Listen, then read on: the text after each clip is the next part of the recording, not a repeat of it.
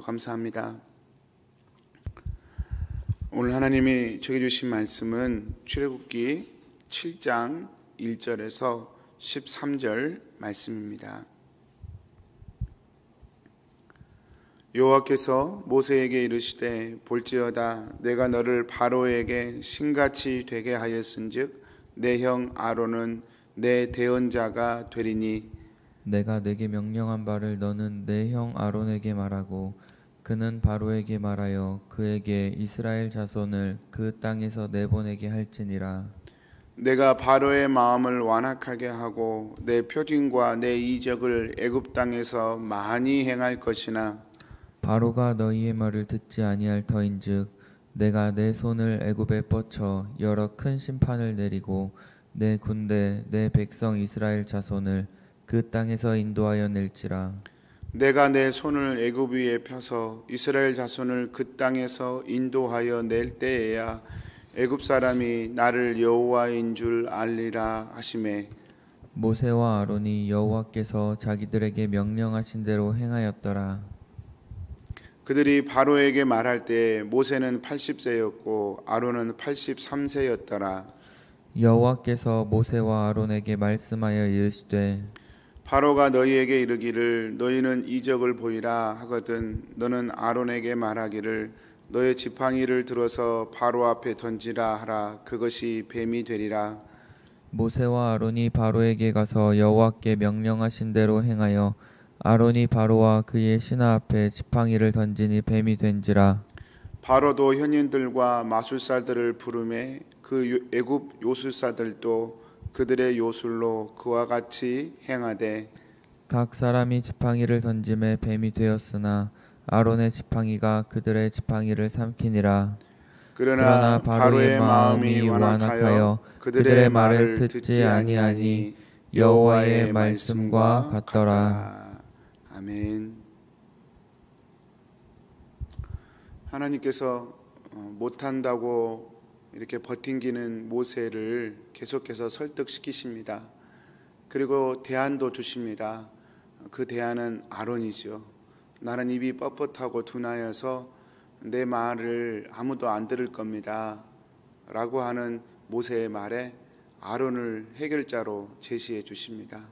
사랑하는 성도님들, 하나님께서 하나하나 지금 출애굽 일들을 주권적으로 이루어 가고 계신 것입니다.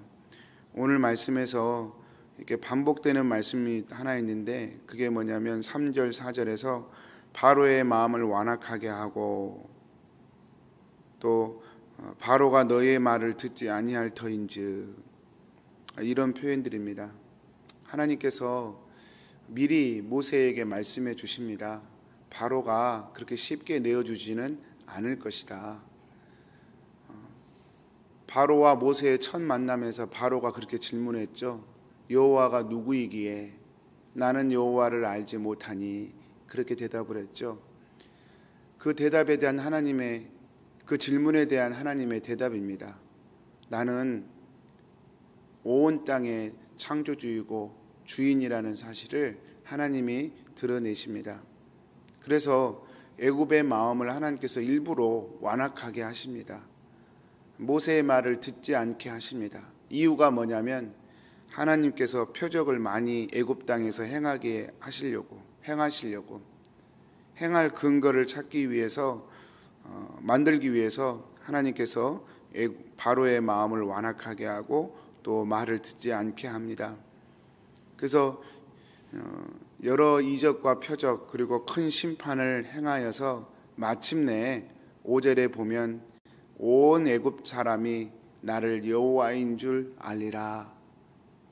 누가 하나님인 줄 안다고 하셨습니까? 애굽 사람이. 바로가 그랬거든요. 나는 여호와를 알지 못한다. 하나님이 보여주십니다. 물론 애굽 사람만 그런 건 아니겠죠. 이스라엘도 포함된 것이죠. 온 천하가 하나님이 살아계신 분임을 여러 표징과 심판과 과정을 통해서 하나님께서 드러내실 것을 지금 말씀을 하십니다. 그러나 사랑하는 성도님들, 이렇게까지 말씀하셔도 사실은 그게 아직은 현실이 아닙니다. 아직은 현실이 아닙니다. 그렇지 않습니까? 지금 계속해서 하나님이 말씀으로만 말씀하시지 아직도 모세가 느끼기에는 현실이 아닙니다. 아직도 이스라엘은 지금 노예 상태고, 아직도 이스라엘은 그 노역으로 인해서 아주 고난 중에 있습니다. 바로는 여전히 등등하고 현실은 전혀 바뀌지 않았습니다. 하나님께서 계속해서 이렇게 말씀으로 말씀하시는 것이죠. 어쩌면 우리의 믿음의 모양이 딱 이 모양이 아닐까 생각합니다. 현실이 하루아침에 바뀌지 않습니다. 가정이 하루아침에 바뀌지 않습니다. 내 인생이 하루아침에 바뀌지 않습니다. 그러나 중요한 것은 하나님이 우리를 향한 계획이 있고 뜻이 있고 우리를 향한 선한 하나님의 의도가 있다는 사실을 하나님은 말씀을 통해 계속해서 우리에게 말씀하시는 것이죠. 우리가 믿는 것은, 믿고 따르는 것은 그래서 하나님이 말씀하신 그 말씀을 붙들고 갈 뿐입니다. 오늘 큐티 말씀에서 13절 맨 끝이 그렇게 얘기합니다. 바로의 마음이 완악하여 그들의 말을 듣지 아니하니 여호와의 말씀과 같더라. 바로가 하나님의 말씀을 듣지 않는 것, 그것을 두고 여호와의 말씀과 같더라. 이제 첫 번째 만나서 이적을 행하고 그렇게 보여줬는데도 바로가 꿈쩍도 안 했습니다. 근데 그거를 하나님 성경이 표현하기를 여호와의 말씀과 같더라. 말씀대로 되어진다는 것이죠. 현실보다 말씀을 더 현실로 붙들 수 있는 것, 저는 그것이 믿음이라고 믿습니다. 하나님께서 우리를 사랑하십니다. 하나님께서 오늘 하루도 나와 함께 하십니다. 하나님이 그렇게 약속하셨고 약속하신 하나님, 그 하나님의 성품은 영원히 변하지 않습니다. 그 말씀을 믿고 사는 사람이 오늘 믿음의 사람이라고 얘기할 수 있습니다. 사랑하는 성도님들, 이거를 조금 우리 현실적으로 적용해 볼 수도 있겠습니다.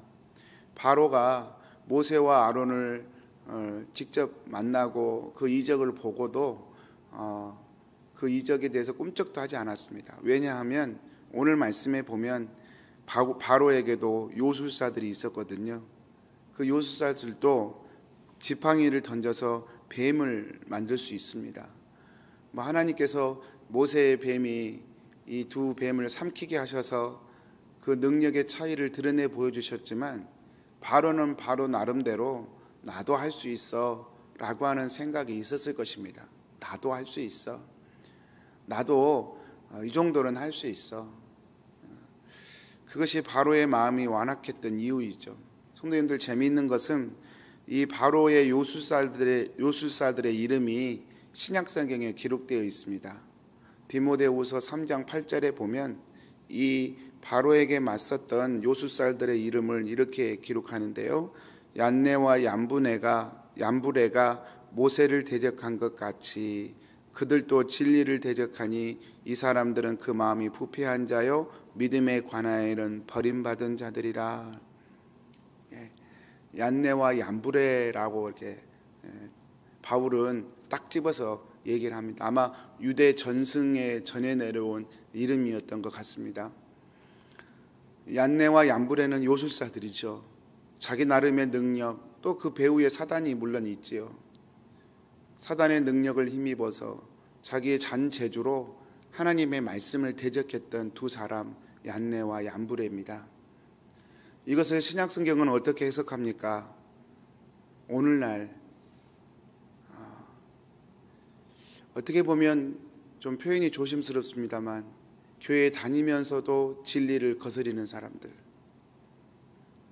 하나님의 말씀 앞에 순종하지 못하는 사람들, 자신의 고집과 생각과 방편을, 삶의 방식을 계속해서 고수하는 사람들에 대해서 얀네와 얀부레를 비교하고 있다는 것이죠.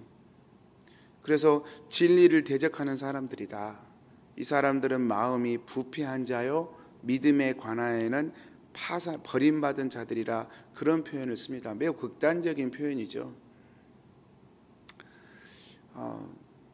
하나님을 믿는다고 말하는데 믿음이 없는 사람들, 하나님을 믿는다고 말하는데 말씀이 없는 사람들, 하나님을 믿는다고 말하는데 말씀에 순종이 안 되는 사람들,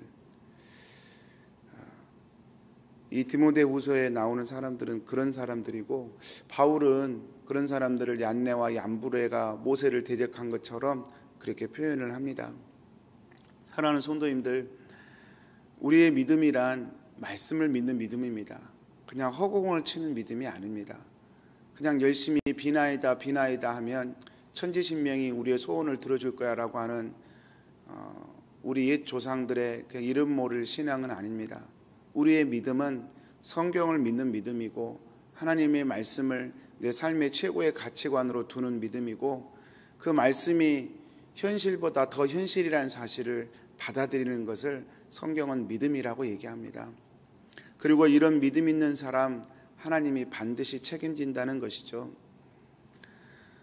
오늘 이런 말씀들을 읽으면서 우리 가운데 나도 좀 이런 이적이 있었으면 좋겠다, 지팡이 던지면 좀 뱀이 되고 좀 그러면 좋겠다, 혹시 이런 생각이 들지 모르겠습니다. 그러나 갈라디아서 3장 1절에 보면 사도 바울은 이렇게 얘기합니다. 갈라디아 사람들아, 너희들 예수 그리스도의 십자가가 너희 눈앞에 밝히 보이거늘 누가 너희를 꾀더냐, 이렇게 말씀합니다. 이 모든 표적과 이정의 가장 큰 본질은 예수님의 십자가입니다. 저와 여러분에게 이적이 없는 게 아닙니다. 표적이 없는 게 아닙니다. 하나님이 자신의 아들 십자가에 다셨는데 그보다 더 큰 이적과 표적이 어디 있겠습니까? 우리에게는 너무나 확실한 이적과 표적이 있습니다. 그 십자가의 은혜에 붙들고 하나님의 말씀을 믿고 믿음으로 살아가는 것이 성경이 우리에게 요구하시는 믿음의 길인 것이죠. 사랑하는 성도님들, 오늘 또 말씀으로 저와 여러분을 격려하고 축복합니다. 말씀대로 될 것입니다. 말씀대로 된다는 말은 정말 믿음으로 사는 자에게는 하나님의 인도와 보호하심이 있고, 또 반대로 좀 말씀드리기 거북하지만 믿음으로 살지 못하는 자에게는 믿음으로 살지 못하는 자의 열매를 하나님이 거두게 할 것이고, 말씀대로 된다는 말은 그런 표현입니다. 하나님이 세상을 이처럼 사랑하사 독생자를 주셨으니 이는 저로 세상이 멸망치 아니하고 영생을 얻게 하려 하심이라. 멸망치 않고 영생을 얻게 하려 하심이라. 아들을 믿는 자에게는 영생이고 아들을 믿지 않는 자에게는 멸망이란 단어를 성경은 항상 쓰고 있습니다. 사랑하는 성도님들, 오늘도 믿음 안에서 담대하시기를 축복합니다. 저도 그렇고 우리 성도님들도 그렇고 결국은 하나님의 말씀대로 우리의 삶은 운영될 것입니다. 말씀을 붙들 때에 하나님의 나라는 우리의 현실로 점점 드러나게 될 것입니다. 오늘 말씀에서 감동적인 것은 이스라엘을 하나님이 내 백성, 내 군대라고 부르는 것이죠. 우리 성도님들과 저는 하나님의 백성이고 하나님의 군대입니다. 군대는 지휘관의 명령을 따라 순종해야 할 의무가 있는 것이죠. 그리고 지휘관이 책임지는 사람들인 것이죠. 오늘도 우리 하루의 삶이 하나님의 백성으로서, 하나님의 군대로서 하나님의 말씀을 듣고 지키고 따르는 그런 믿음의 삶이 되시기를 축복합니다. 그리고 그 믿음의 삶 가운데 우리 하나님이 보호하시고 인도하시고 이 고난이 변하여 축복이 되는 길로 인도하시기를 주님의 이름으로 축복드립니다. 우리 기도하겠습니다. 사랑하는 하나님, 오늘도 하나님의 말씀 주셔서 감사합니다. 이 모든 것들이 여호와의 말씀과 같더라. 사랑하는 주님, 하나님의 말씀대로 이루어지는 것을 믿습니다. 오늘 하루도 비록 세상은 흉흉하고 삶은 고단하지만 하나님의 말씀대로 우리의 삶은 이루어질 것을 믿습니다. 하나님의 말씀대로 킹선 한인교회는 세워져 가는 것을 믿습니다. 하나님의 말씀대로 상처 입은 자들 회복되고 치유되고 하나님의 말씀대로 새로운 삶의 소망이 일어날 줄을 믿습니다. 오늘도 그 말씀 붙들고 우리에게 주어진 하루 믿음으로 살아가도록 저희를 축복하여 주옵소서. 의지하옵고 예수님의 이름으로 기도합니다. 아멘.